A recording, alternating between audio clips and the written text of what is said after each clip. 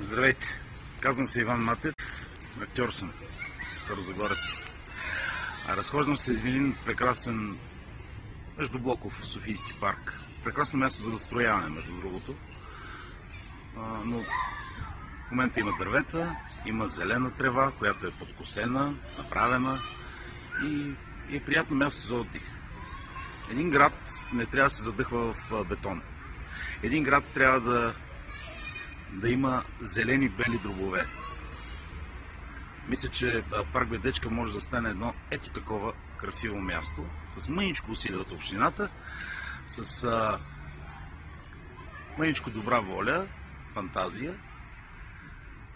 И мисля, че останаха колко? 2 дни. Айде да не застрояваме и Бедечка. Може ли? Решението е в нас. Гласувайте и да се надяваме, че който прави изборите не брои бюлетините. Чао!